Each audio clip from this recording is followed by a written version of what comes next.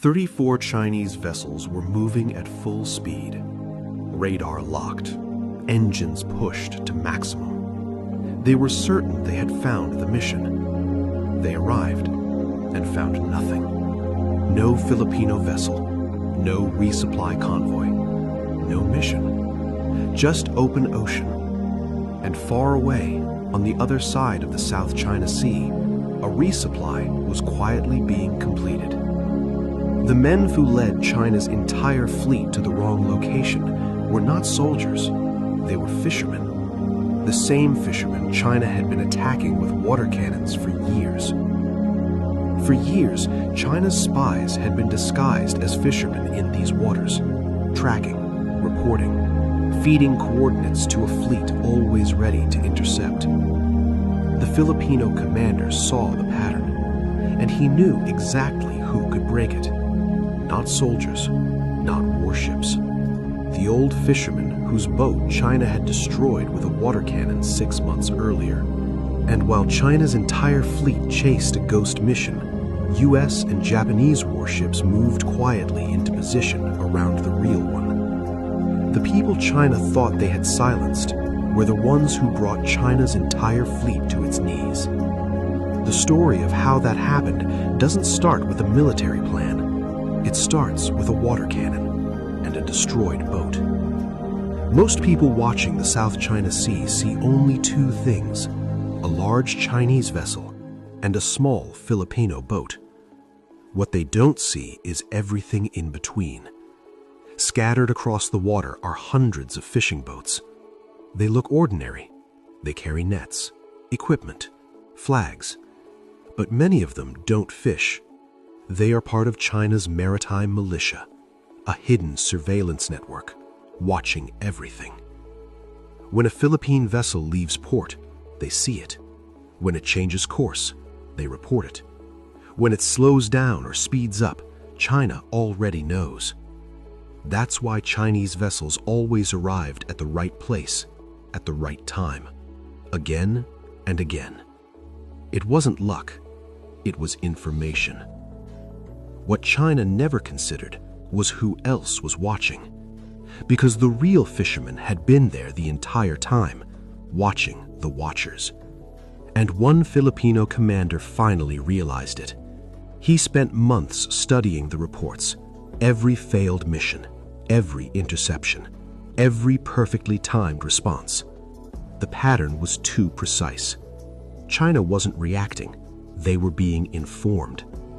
So he traced it back. Not to satellites, not to aircraft, but to boats. Boats sitting quietly near Philippine waters. Boats that never caught fish. Boats that always seemed to be in the right place at the right time. That was when the plan changed. Because once he understood the source, he knew how to break it. But he couldn't do it alone. The person he needed wasn't in uniform. He was on a damaged fishing boat in Palawan, still carrying the scars of a water cannon attack months earlier. The old man had spent his life in those waters.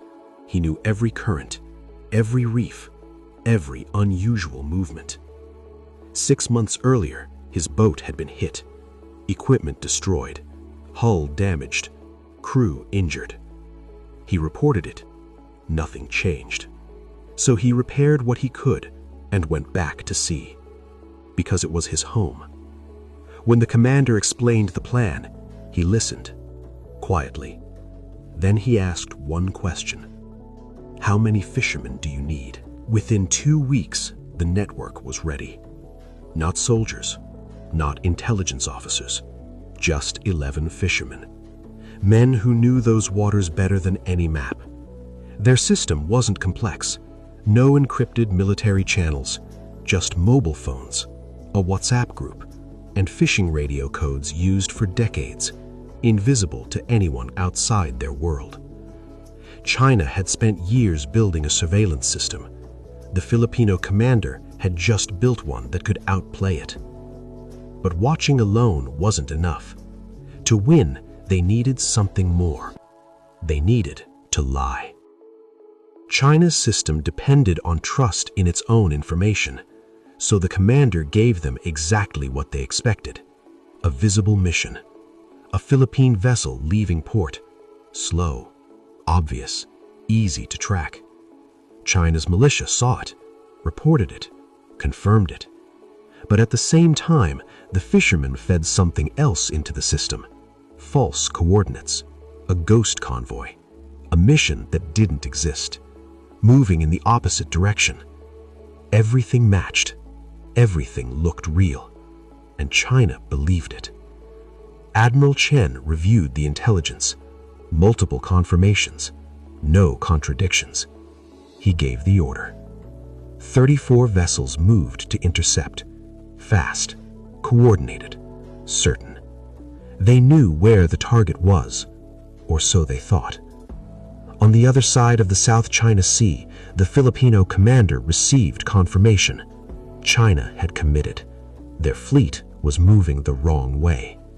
He picked up his radio and gave one word: go. The real mission began. Quietly. No broadcast. No attention. 3 vessels moving steadily toward the outpost, carrying food, medicine, and fuel. On the distant horizon, 2 silhouettes, a U.S. Navy destroyer, a Japanese vessel. Not intervening, just present, just watching.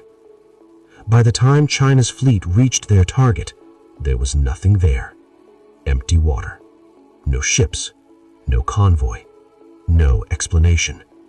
Their network had gone silent because the fishermen had already stopped transmitting. There was nothing left to report. The mission was already almost complete. At the outpost, the Philippine Marines saw the vessels approaching. For the first time in weeks, they were getting supplies. And the fleet sent to stop it was on the wrong side of the sea. By the time China turned back, it was over. The convoy was already heading home. Mission complete. Admiral Chen reviewed everything. Somewhere, the system had failed, but there was no trace, no signal, no clear breach. Because the truth didn't look like intelligence.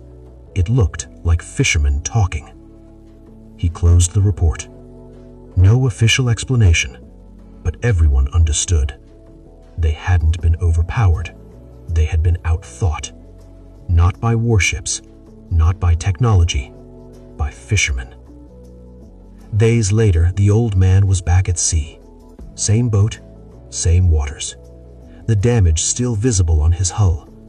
He didn't fully repair it because it reminded him of what had been done and what he had done in return. The South China Sea had seen power, warships, pressure, years of confrontation, but it had never seen anything like this.